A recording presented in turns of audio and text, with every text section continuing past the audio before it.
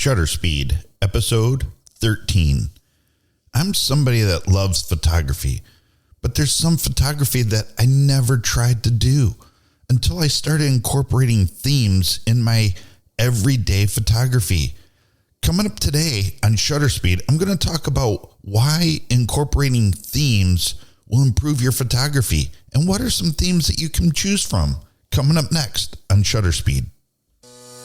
Do you love photography? Are you somebody that wants more out of your photography, to make money from your photography but don't know how to start? Welcome to Shutter Speed. Your host, Peter Spakowski, will guide you with tips, strategies, interviews, and know-how to start making money to pay for date night, new gear, or start a full-time career with your passion of photography. Let's get this show started. Here's your host, Peter Spakowski. Hello, everybody, and welcome to Shutter Speed. My name is Peter Spakowski, and I am your host. I want to welcome you to Shutter Speed, and if this is your first time, welcome. I'm glad to have you here. Go ahead and like this podcast or subscribe to this podcast so you don't miss a single episode. Also, this is a free podcast. The only thing that I ask is that you send it to somebody that may have an interest in learning how to make money from their photography.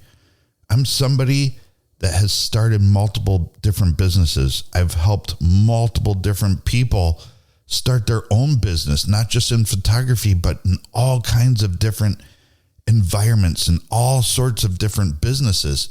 I've been a career and life coach for over 20 years in leadership and business, and I'm bringing that to my photography hobby. I love photography, and I want to teach people how to take their love of photography as a hobby and start making money from it. I invite you to go and check out 2mmacademy.com. Sign up for the email list and you'll get my book on how to start generating income in photography where you can pay for date night or buy new gear by the weekend. Even if it's Thursday, you have enough time to make enough money in photography by the weekend to pay for date night or just a nice night out on the town. So check that out. As photographers, it's very important that we have a niche. It's very important that we have a particular topic or two on the types of photography that we love to take, that we try to take, and people know what they're going to get when they hire us as photographers. But we can get stale and stagnant if we only focus on one type of photography. We have to try all different types of photography. We have to learn all different types of environments of photography. The most important thing in photography that you can learn is how does light work? How does light impact the pictures that you take? How many of us, even a basic photographer, somebody that doesn't know anything about photography and is just taking pictures of a family member, they go outside, and how many people have tried to take pictures of people facing directly into the sun? They know that doesn't look like a good picture, so they reposition the person. What they don't know is all the different areas outside in the bright sun where they can go and get a better picture. Maybe under a tree that's casting a shadow. It's still bright, but the tree is providing some nice filtered light. I was at Photoshop World back in 2018, and it was 2019, and I was in Lindsay Adler's class, and she started talking about incorporating themes into your photography. Ever since she's said that, that's something that I've tried to incorporate into my photography. Practicing themes do so much for you. It gets you out of your comfort zone. Like I said, so many times people get stuck on one particular type of photography. They don't incorporate any other types of photography that help. I started out as a physique or bodybuilder photography because of my love of bodybuilding, and I got an injury where I could no longer compete in bodybuilding, but I wanted to stay involved. Doing photography helped me stay involved. Taking pictures of bodybuilders helped me in so many other areas. I now consider myself primarily a headshot and portrait photographer, but it's that bodybuilding roots that I've learned that I've really incorporated into my headshot photography. How do you pose the person? How do you position the person? I learned that from my bodybuilding for my portrait photography, but it also gets you to learn your camera settings. Like I said, so many times we get stuck shooting a particular thing and we know what those settings are in our camera. But if we pick a different theme, and I'll talk about what are some themes that you can pick later, but when we go out and we get out of our comfort zone, we have to learn the settings in our camera. There's some things that I go and shoot. If I'm outside doing travel photography, I shoot in aperture mode. There's no way I shoot in manual mode. You know how many trips I have taken? You know how many shoots I've gone out on and I've tried to do manual mode? Then I get back to my computer and the pictures are horrible. But I learned, right? I learned some different settings. I learned that I need to pay closer attention to the settings as the light is changing. Sometimes the pictures were blown out. Sometimes they were super underexposed.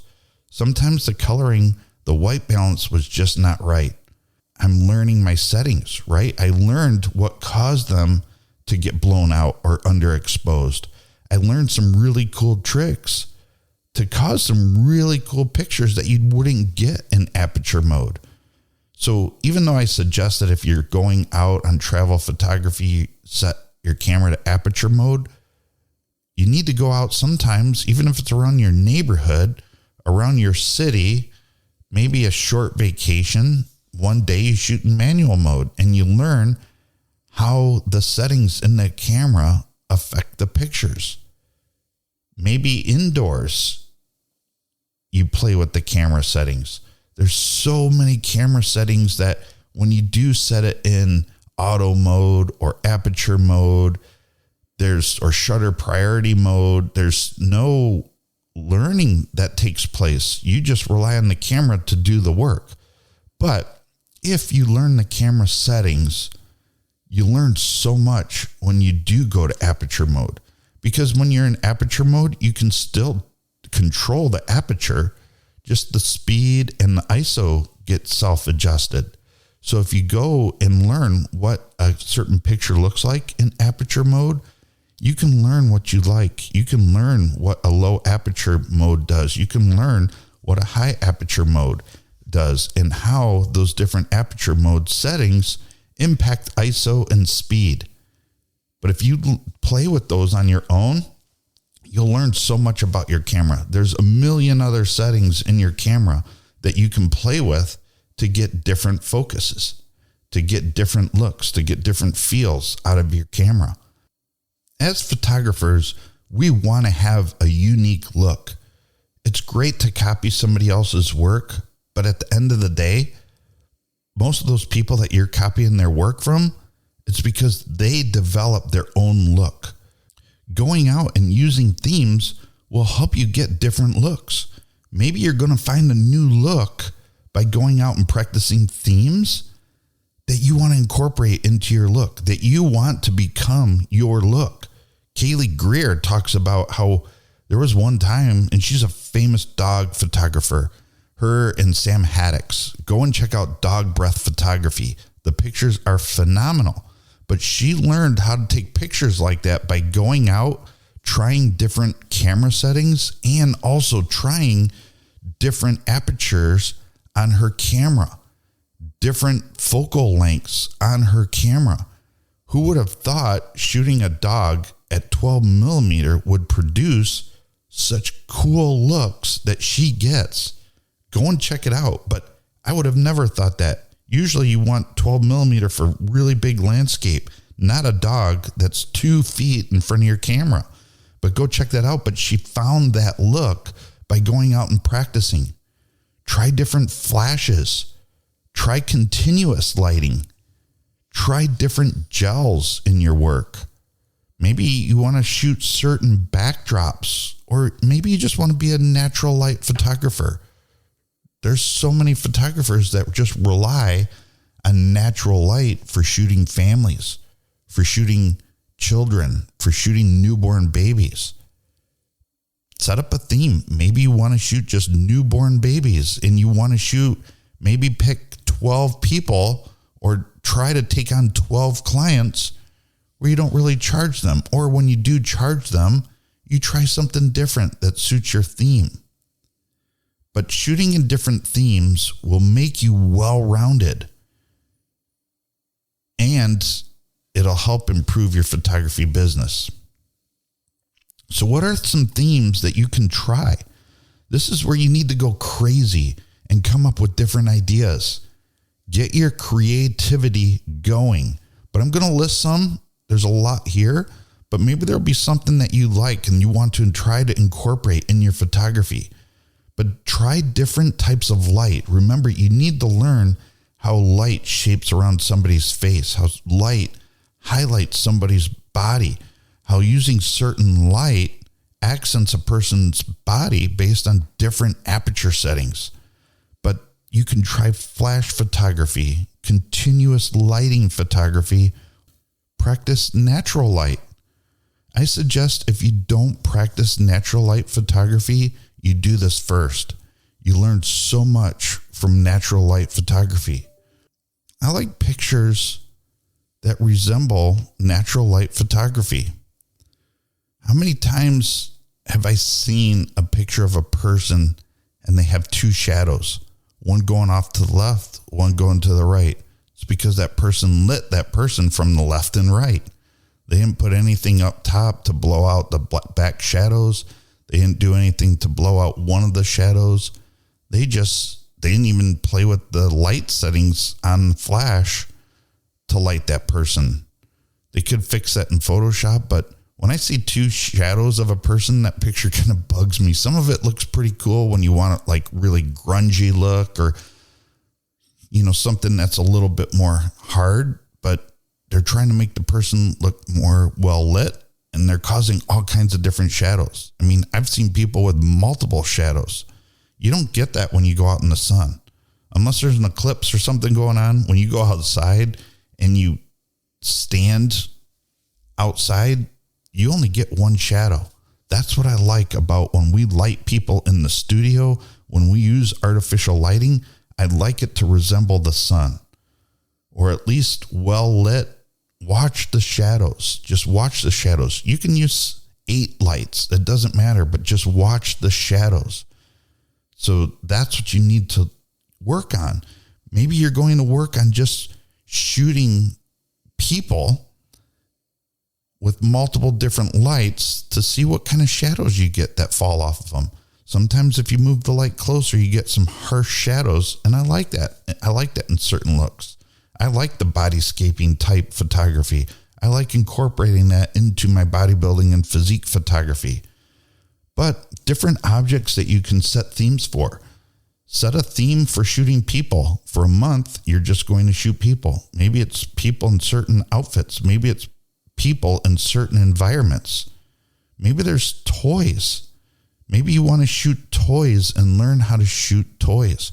There's some awesome photographers out there. I can't remember the guy's name, but he was on Scott Kelby's The Grid, and his toy photography was phenomenal. He incorporated smoke, he incorporated artificial snow, he included special effects that really made the toy come to life, and it was really cool. But who knows, maybe if you've never shot toys before, you now want to start shooting toys. That could improve and your photography in that you're now a product specialist. You're now a toy product photographer. You can make a lot of money as a toy product photographer. Maybe there's animals you want to shoot, whether it's dogs or cats, exotic animals like snakes or tigers and things like that.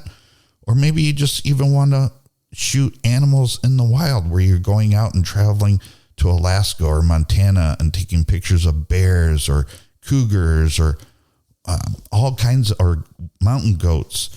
There's all kinds of different animals out in the environment that you can shoot. A good one's architecture. Where do you live? Do you live in a house, apartment, a high rise? Go out and take pictures of architecture, whether it's your home or you go to the city and take some pictures of buildings, learn how the different angles impact the photography. Maybe you'll come up with something that nobody ever has, and the pictures are just awesome. These owners of these sky rises would love to have a phenomenal picture of their building in their lobby or in their office. Architects would love to have cool looking building pictures of the buildings that they helped architect so they can show clients when they come in. If you can come up with a really cool way to highlight buildings, that's a different theme that you can choose. Maybe you want to use colors. Lindsay Adler was talking about using gels in the class I was in. How gels fill in the shadows and how it brings color to the shadows. It doesn't bring color to the highlights. It brings colors to the shadows. So using gels help improve and give you a different look. Gels are really cool, and I bet a lot of photographers out there have not tried shooting gels. Try shooting gels in whatever you do, and maybe for a month you only shoot gels. Maybe there's certain backdrops that have certain textures or different colors. Maybe you want to go, this is really big right now, but with a brown theme, right? Where you have a brown backdrop with some brown undertones in the picture itself. Those are some really cool looks that maybe for the next month you practice shooting different colors. Maybe it's not gels, maybe it's not backgrounds, maybe it's certain outfits. Maybe you want to shoot people in blue and come up with a blue portfolio of people wearing blue, different shades of blue. But shoot different colors of people in different environments. Maybe it's different buildings. Maybe it's cars. Maybe you go out and shoot red cars. Maybe you go out and shoot blue cars. There's so many different things that you can shoot that are different colors or incorporate different colors into your photography. This doesn't have to be when you go out and take pictures with your camera either. This could be your post editing. Maybe you're going to have blue undertones or red undertones. There's so many different things that you can do post to incorporate into a different look to get you to learn a different skill in your photography. So the last section is, what are some different genres that you can shoot in photography? These are just a few examples of what I do. I go to 500px and I look at different genres of photography. They have different categories. Just browse the categories. Maybe you want to shoot in one of those categories and you want to try and mimic some of the pictures in 500px. Some of the different categories are people, sports, travel, architecture, automotive. I love Tim Wallace's work. I would love to become an automotive photographer, but what do I need to do to get there? I need to use themes in my photography hobby, where I'm going out and shooting cars. Maybe going to auto shows, maybe going to car dealers, and asking them, hey, can I take some pictures for your website, for your automobiles, and put them up there on your web, and then you can use them to sell the car? I'll do it for free. That's how Kaylee Greer got started in dog photography. She went around to the different humane societies and the different dog shelters and started taking pictures of dogs that would make people fall in love with the dog and want to adopt them. If you go to an automotive dealer and take pictures of cars for them, where people fall in love with the car, and many times they even buy the car before they even come and look at it in person these days, that's something to try. Aviation is cool. I love shooting aviation, and I learned so much about my camera when I go and shoot aviation. Look for the different air shows. The different air shows, it gives you a different look. These planes, some of them are going super fast, and some of them come super close where you don't need that big of a lens to even get close to them. You can get really close to these planes with a 200 millimeter lens. But practicing aviation is some really cool things to do. You have to learn how to pan your camera and capture those planes, or don't pan your camera and have those settings where you get a little bit of blur, where it brings out a blur in the plane so you know it's a plane moving. There's so much that you can do when you pick different themes based on different genres. Landscapes. Go out and travel a little bit. Go out to the prairies. Go out to the mountains. Go out to the ocean. Shoot landscapes, and shoot landscapes of buildings with architecture, right? Cityscapes. Go and shoot nighttime photography. Shoot nighttime photography where you're shooting long exposure photography. And then the other one is back to that toys comment. Shoot different products. One thing during COVID that was really cool, Peter Hurley runs the Headshot Crew, and he has a different contest every single week. And every single week, he picks a Headshot of the Week winner. Well, during COVID, it was really hard for people to get people to come and get in front of their camera, because it had to be that week that you would take that picture of that person. And it was really hard to get people in front of your camera. I mean, because of COVID. People didn't want to travel. People didn't want to go outside. People did not want to go and visit people they did not know. So he came up with different themes. Some weeks it was taking pictures of products. Whatever product you wanted, you could take a picture of the product. Maybe it's shoes. Take pictures of shoes. How do you shoot product photography shooting shoes? The other one was, how do you shoot drinks? Right? How do you mix drinks? What are some creative ways that you can create drinks that look really cool? What was really cool about that is, while most people were just sitting around at home doing nothing for their photography, he was challenging people to step outside their comfort zone.